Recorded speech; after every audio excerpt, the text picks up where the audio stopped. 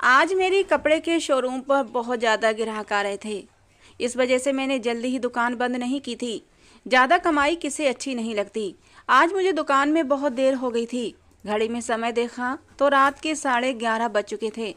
मैंने सोचा अब मुझे घर चलना चाहिए, क्योंकि हर तरफ अंधेरा फैलने लगा था। ऊपर से बारिश भी हो रही थी। मैंने अपनी दुकान बंद की और घर की तरफ चल दिया। भीगने की मुझे कोई परवाह नहीं थी, क्योंकि गर्मियों के दिन थे। मेरी दुकान घर से काफ़ी दूरी पर थी, इसलिए मुझे हर रोज़ बाइक पर ही घर वापस जाना पड़ता था। आज भी मैं अपनी बाइक पर सवार होकर घर की तरफ जा रहा था। मैं जल्द से जल्द घर पहुंच जाना चाहता था, क्योंकि मुझे अपनी माँ की चिंता सता रही थी। आज काम में इस कदर बिजी हो गया कि माँ का ख्याल ही नहीं आया था। मैं अपनी सोच में गुम था कि अचानक मेरी नज़र रास्ते में पड़ी।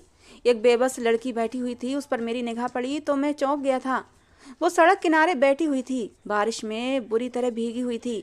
मैं चौंक कर रुक गया था, क्योंकि आज से पहले मैंने सड़क पर मर्दों को यूं बैठे देखा था। आज एक जवान खूबसूरत लड़की को देखा तो हैरान रह गया। मेरा उस लड़की के लिए दिल दुखा था, इसलिए मैंने उसके लिए भगवान से प्रार्थना की कि हे भगवान, उसकी परेशानी दूर कर दे और उसकी सुरक्षा करना। मैं अपनी बाइक तेज करने लगा, लेकिन जैसे ही मैं थोड़ा सा आगे बढ़ा तो मुझे 3 शराबी बैठे हुए नजर आए थे। वो बड़ी अजीब सी नज़रों से उस लड़की को घूर रहे थे, जैसे कोई जानवर बैठा अपने शिकार को देख रहा हो। मुझे ये सब अजीब लगा था। मैंने तुरंत अपनी बाइक रोकी। मैं एक पल के लिए सोचने लगा, अब मुझे आगे क्या करना चाहिए। दिल में ख्याल आया आगे बढ़ जाना चाहिए, लेकिन फिर मैं एक बेसहारा लड़की को ऐसे छोड़कर नहीं जा सकता था। जाता भी कैसे।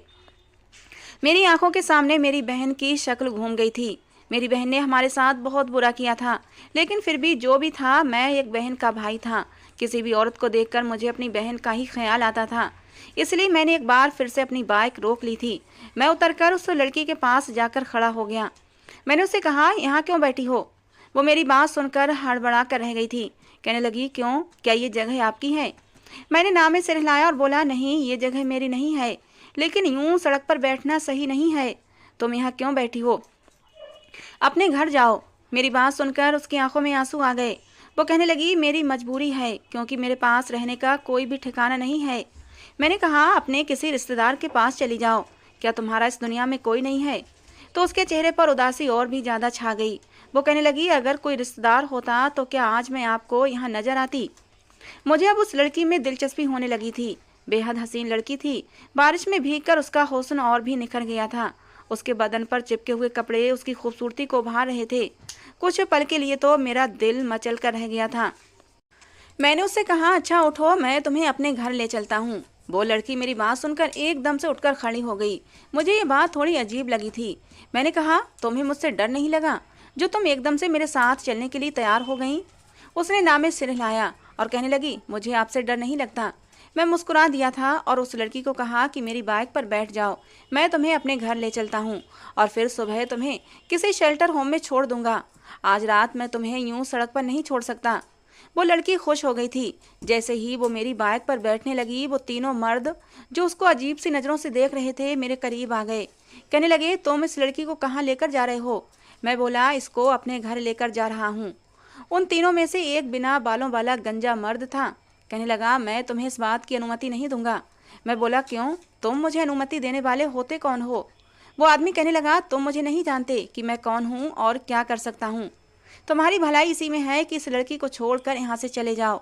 और फिर दूसरे 2 आदमी भी बोले, हाँ, तुम्हारे लिए यही अच्छा होगा कि इस लड़की को छोड़कर जाओ। उन तीनों के चेहरे इस वक्त बड़े ही खतरनाक लग रहे थे। उनकी आंखों में खून उतरा हुआ था। मुझे उनसे डर लगा। फिर सोचा कि एक लड़की बेचारी उनसे कितना डर रही होगी। वो लड़की भी रोने लगी थी। वो बोली, मुझे इनसे बचा लो। जबकि वो तीनों मर्द मेरे और लड़की के आसपास घेरा डालकर खड़े हो गए थे। कहने लगे, हम तुम्हें नहीं जाने देंगे। ये मंजर बड़ा ही डरावना हो गया था। मेरे लिए यही आसान था कि मैं उस लड़की को वहीं छोड़कर खुद आराम से अपने घर चला जाता। इसी में शायद मेरी भलाई भी थी, लेकिन मैं ये कह नहीं सकता था, क्योंकि मेरी आंखों के सामने बार बार मेरी बहन सीमा की शक्ल घूम रही थी। क्योंकि सीमा ने हमारे साथ बहुत बुरा किया था। उसने मेरा दिल दुखाया था। उसने मेरी माँ को भी तकलीफ दी थी। मैं उसे दिल से भुला नहीं पाया था। मुझे आज भी वो दिन बड़ी अच्छी तरह याद है, जब मैं थका हारा काम से घर आया तो सीमा मेरे सामने आकर बोली, भाई, मैं आपसे एक ज़रूरी बात करना चाहती हूँ। मैंने कहा, हाँ बताओ, क्या बात है? मुझे तो यही लगा था वो अपनी पढ़ाई के बारे में मुझसे कुछ बात करेगी। मैंने उससे कहा, हाँ तुम निश्चिंत होकर बात करो। सीमा कहने लगी, भैया मोहल्ले के लड़के विनीत को जानते हैं ना? मैंने हाँ में सिर हिला दिया। मैंने कहा, हाँ जानता हूँ, क्या हुआ? मेरे दिल में अजीब से डर ने सर उठाया था। कहीं वो मेरी गैर मौजूदगी में हमारे घर में ताका झांकी तो नहीं करता, या फिर उसने मेरी बहन के साथ कोई बदतमीजी तो नहीं कर दी। मेरी बहन कहने लगी, भाई पहले आप मुझसे वादा करें, आप मेरी बात ध्यान और शांति के साथ सुनेंगे। वह बोला, सीमा मुझसे पहेलियां मत बुझाओ, जो भी कहना चाहती हो जल्दी कहो। सीमा कहने लगी, भाई इस कदर जल्दबाजी मत करें, आप आए माँ के कमरे में चलते हैं, वहीं बैठकर बात करते हैं। मेरी माँ बीमार रहती थीं। कुछ महीने पहले पैरालाइज का अटैक आया था, इस वजह से वो बिस्तर से लगकर रह गई थीं। मेरी माँ बोलती तो थी मगर वो हरकत नहीं कर सकती थीं, बिस्तर पर ही लेटी रहती थीं। मेरी बहन सीमा ने ही मेरी माँ का ख्याल रखा था और उन्हें संभाला था। मैं अपनी बहन के पीछे पीछे चलता हुआ माँ के कमरे में आ गया। माँ लेटी हुई थी, उनके चेहरे पर आज भी दर्द नजर आ रहा था। कितनी लाचार और मजबूर हो गई थीं, वरना इससे पहले तो पूरा घर उन्होंने अकेले ही संभाल रखा था। सीमा को तो किसी काम को भी हाथ नहीं लगाने देती थीं। उसे कहती, तुम अपनी पढ़ाई पर ध्यान लगाओ, मैं सारा काम खुद कर लूँगी। लेकिन कैसे एक पल में ही सब कुछ ख़त्म हो गया था। वो एकदम लाचार और मजबूर होकर दूसरों के ऊपर आश्रित हो गई थीं। मैंने कहा, सीमा बताओ तुम्हें क्या बात करनी है और इस कदर पहेलियाँ क्यों बुझा रही हो? तो वो कहने लगी, भाई मैं विनीत के साथ शादी करना चाहती हूँ। हम दोनों ही एक दूसरे को पसंद करते हैं, अच्छा लड़का है। उसने मुझसे कहा था कि वो अपने घर वालों को मेरे रिश्ते के लिए लेकर आएगा, लेकिन मैंने उसे कहा कि अभी तुम अपने घर वालों को लेकर मत आना, पहले मैं अपने घर वालों से बात करूँगी। सीमा की बात पर मेरी माँ कहने लगी, हाँ बेटा, सीमा ने मुझसे भी बात की थी, मगर मैंने उसे कहा कि मेरे साथ कोई बात मत करो, सबसे पहले अपने भाई से पूछो। अगर वो अनुमति देता है तो मैं तुम्हारे रिश्ते की बात पक्की कर दूंगी। वैसे विनीत में कोई बुराई भी नहीं है, अच्छा लड़का है, अच्छा खासा समझदार है, अपनी नौकरी करता है, अच्छा खाता कमाता है और मुश्किल समय में मेरे भी काम आ जाता है। अगर मुझे दवाई की ज़रूरत हो और तुम घर पर ना हो तो मैं विनीत से दवाई मंगवा लेती हूँ। मैं ये सब बातें सुनकर दंग रह गया था। मेरी नाक के नीचे इतना सब कुछ हो गया और मुझे पता भी नहीं था। मैंने बड़ी मुश्किल से बर्दाश्त किया था। असल में मैं थोड़े पुराने ख्यालात का था। लड़कियों की इस कदर आज़ादी मुझे पसंद नहीं थी कि वो बॉयफ्रेंड बनाएं या फिर लव मैरिज करें। सीमा बोली, भाई विनीत का नंबर मुझसे ले लें और उससे बात कर लें। इस बात पर तो मेरा खून खौल उठा था। मैंने उठकर सीमा के मुंह पर थप्पड़ मार दिया।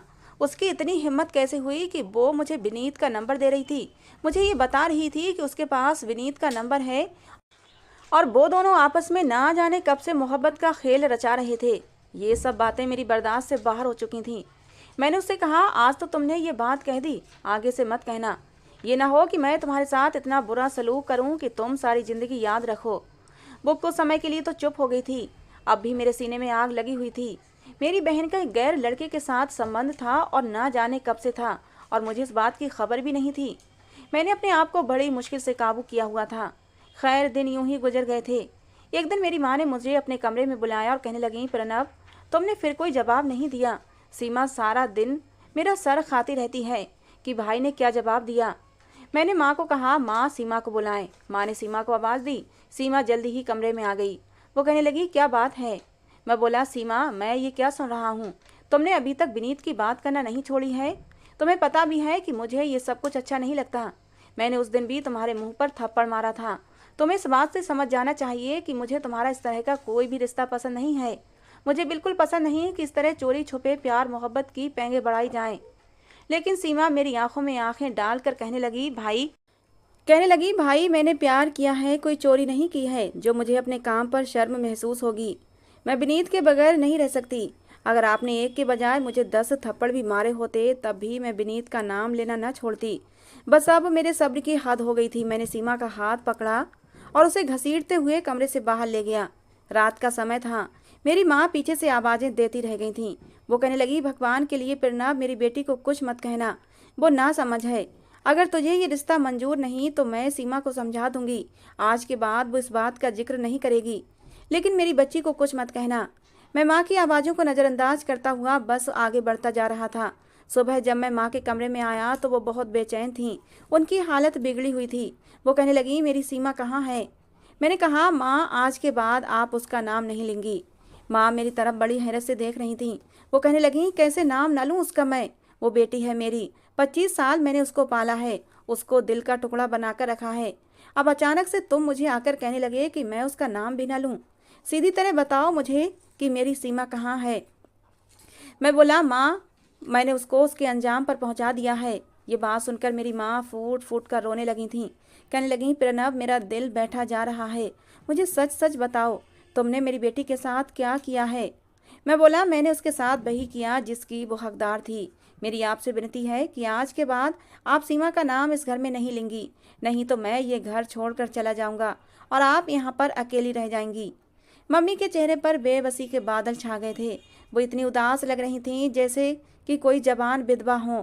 खैर मैं अपनी माँ को सख्ती से मना कर दिया था। उसके बाद माँ ने मेरे सामने कभी भी सीमा का नाम नहीं लिया था, मगर उनकी बिगड़ती हालत इस बात की गवाह थी कि मेरी माँ अपनी बेटी को बहुत याद करती हैं। मैं माँ को डॉक्टर के पास भी लेकर गया। डॉक्टर ने साफ कह दिया, इन्हें कोई बहुत बड़ी टेंशन है, इनकी टेंशन ख़त्म हो जाएगी तो ये ठीक हो जाएंगी। और मैं जानता था कि उनकी टेंशन कभी ख़त्म हो ही नहीं सकती, क्योंकि उनकी सीमा कभी लौट कर वापस आने वाली नहीं थी। मैं एक बहन का भाई था, इसलिए यहाँ सड़क पर पड़ी लड़की को देखकर मेरा दिल बेचैन हो उठा था। मैंने उसे बचा लेना चाहता था, उसकी मदद करना चाहता था, मगर वो तीनों मर्द मुझे बड़ी खतरनाक इरादों से देख रहे थे, जैसे वो मुझे ख़त्म करना चाहते हों। मैं थोड़ी हिम्मत दिखाने का फैसला करने लगा। मैंने तीनों मर्दों के साथ झगड़ा किया, उनके मुंह पर मुक्के मारे और फिर लड़की को बाइक पर बिठाकर बड़ी तेजी से अपने घर गाड़ी भगा लाया था। वो लड़की बहुत ज़्यादा घबराई हुई थी। मुझसे कहने लगी, कहीं वो मर्द आपके घर तक तो नहीं आ जाएंगे। मैंने नाम में सिर हिलाया और बोला, नहीं नहीं, वो इतनी हिम्मत नहीं दिखा सकते। अब भी वो लड़की रोने लगी थी। वो बोली, आप मेरी हालत नहीं समझ सकते, इस वक्त मैं बहुत ज़्यादा डरी हुई हूँ। भगवान के लिए आप एक बार गली से बाहर निकल कर देखें, वो मर्द हमारे पीछे तो नहीं आ रहे। मैंने उस लड़की को तसल्ली दी और घर से बाहर निकल गया और फिर उस लड़की से भी कहा कि तुम भी एक बार बाहर निकल कर देख लो, हमारे पीछे कोई नहीं है। वो लड़की डरते डरते बाहर निकली थी। गली बिल्कुल सुनसान पड़ी थी। तब कहीं जाकर उसने शोक का सांस लिया था। मैं उसे अपने घर के अंदर ले गया और एक कमरे में बिठा दिया। खुद माँ के पास चला गया। मेरी माँ अपने बिस्तर पर लेटी हुई थी। मैंने कहा, माँ मुझे माफ़ कर दें, असल में मुझे आने में देर हो गई, आपको भूख तो लगी होगी।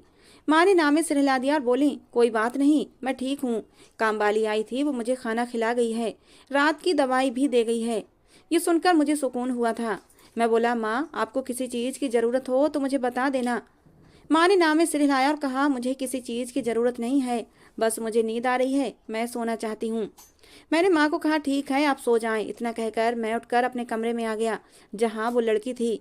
मैं उसके पास गया तो वो बड़े सुकून से बैठी हुई थी। उसके चेहरे पर अब किसी भी तरह का कोई डर नहीं था और ये बात मुझे हैरान कर रही थी। मैं उससे बोला, तुम्हारा नाम क्या है? तो वो कहने लगी, मेरा नाम सुमन है। मैं बोला, तुम्हें मेरे घर आकर डर नहीं लग रहा? उसने नाम में सिर हिलाया और बोली, नहीं मुझे बिल्कुल भी डर नहीं लग रहा, क्योंकि मुझे आप पर पूरा विश्वास है। मैं उसकी बात सुनकर हंसते हुए बोला, तुम्हें मुझ पर विश्वास कैसे हो सकता है? तुम तो मुझे जानती भी नहीं हो। वो लड़की कहने लगी, ऐसी बात नहीं है, मैं तो आपको बड़े अच्छे से जानती हूँ। मैं बोला, वो कैसे? मैंने तो आज तक पहले तुम्हें कभी भी नहीं देखा, तो फिर तुम मुझे कैसे जान सकती हो? वो लड़की कहने लगी, आप जब भी अपने काम से वापस घर जाते हैं तो मैं आपको देखा करती थी। आप मुझे बड़े अच्छे इंसान लगे थे। आपने कभी भी इधर उधर ताका झाकी नहीं की थी। काम करके वापस अपने घर चले जाते थे। रोज आपको देखती रही तो मैं आपको पसंद करने लगी थी, लेकिन मैं अच्छी तरह जानती हूँ कि मैं एक सड़क छाप लड़की थी, जिसके पास रहने के लिए घर नहीं था, कोई ख़ानदान नहीं था, कोई अपना नहीं था। तो फिर मैं कैसे आपको हासिल करने के बारे में सोच सकती थी? इसलिए मैंने कभी भी दिल में ये ख्याल आने ही नहीं दिया कि मैं आपको पा सकती हूँ। लेकिन दिल पर तो किसी का कोई बस नहीं होता। मैं अपने दिल को राजी करने के लिए रोज़ आपको देखा करती थी, और देखें किस्मत में मेरे क्या लिखा था। आज आप मुझे कैसे मिल गए? आपने न सिर्फ मेरी मदद की, बल्कि मुझे अपने घर भी ले आए हैं। मुझे आज आपके घर में आपके बिस्तर पर सोने का मौका मिलेगा। उसके बाद आप सुबह मुझे अगर शेल्टर होम छोड़ भी आएंगे तब भी मुझे कोई अफसोस नहीं होगा। मुझे यही लगेगा कि मैं अपनी ज़िंदगी भरपूर अंदाज में जी चुकी हूँ। मैं बहुत खुश हूँ कि आज आपके पास बैठकर मुझे आपसे बातें करने का मौका मिल रहा है।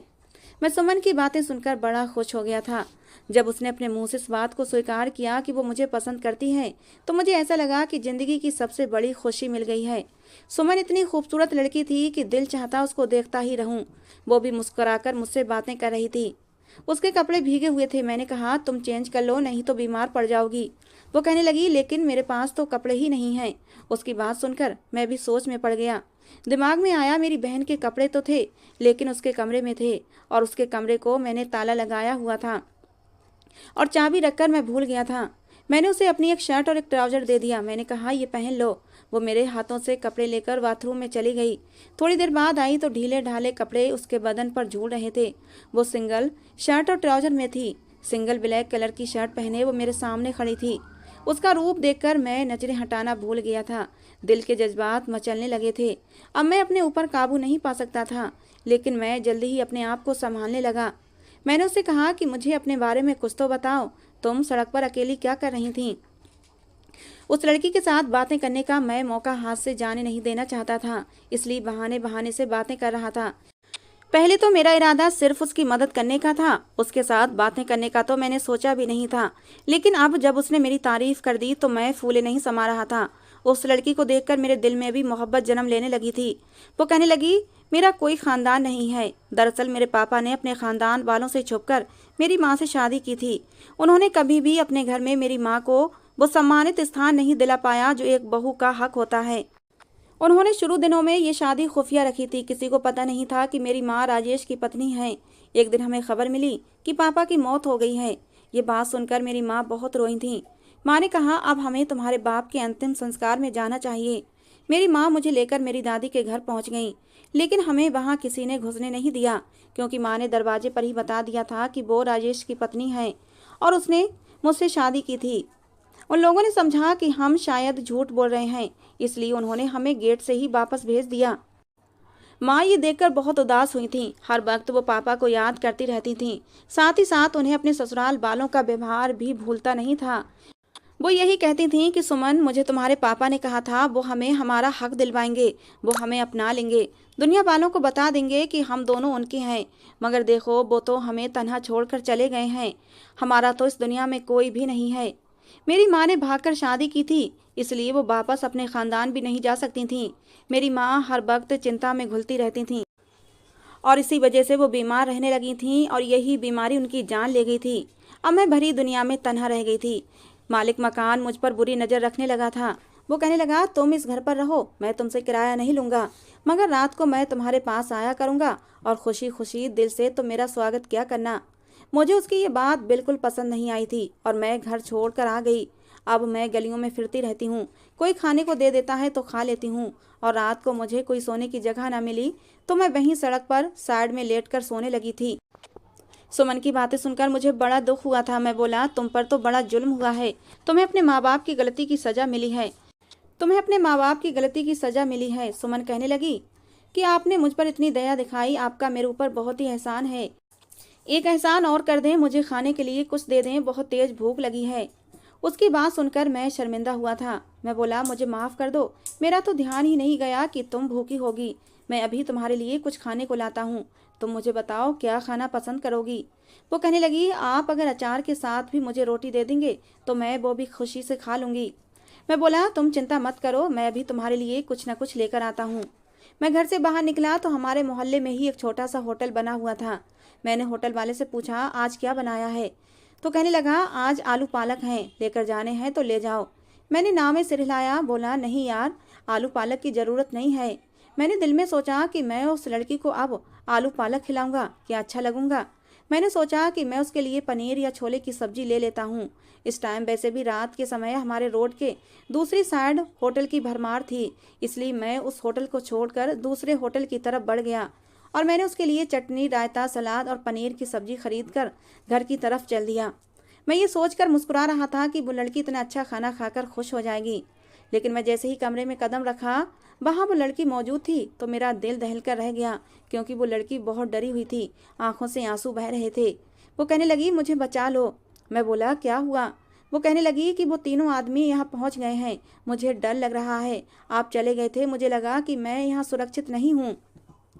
मैंने कहा, ऐसा नहीं है, ऐसा नहीं होगा। मैं अब इतनी दूर से होकर आया हूँ, वो कहीं भी नहीं थे। तुम यहाँ बैठो, मैं अभी किचन में जाकर तुम्हारे लिए ये सारी चीज़ें डाल कर लाता हूँ। मैं किचन में गया और बर्तन में खाने डालकर वापस कमरे में आया तो ये देखकर मेरी जान निकल गई कि मेरे कमरे के बाहरी तरफ की खिड़की खुली हुई थी और तीनों आदमी मेरे कमरे में दाखिल हो चुके थे। वो कहने लगे, आप बताओ तुम्हारा क्या होगा। मैं बहुत ज़्यादा घबरा गया था। इस वक्त तो मेरी मदद के लिए कोई भी नहीं था। एक मेरी माँ थी जो कि बिस्तर से लगी पड़ी थी। उन आदमियों ने मुझे और उस लड़की को बंदी बना लिया था। मैं बहुत घबराया हुआ था। वो तीनों आदमी हमें देखकर हंस रहे थे। लड़की भी बहुत ज़्यादा डरी हुई थी और मैं भी डरा हुआ था। उन तीनों आदमियों ने हमारे आसपास घेरा तंग किया हुआ था। वो मुझसे कहने लगे, आप बताओ तुम क्या करोगे। पहले तो बहुत हीरो बन रहे थे। मैंने सुमन से कहा, ये खिड़की तो बंद थी, किसने खोल दी।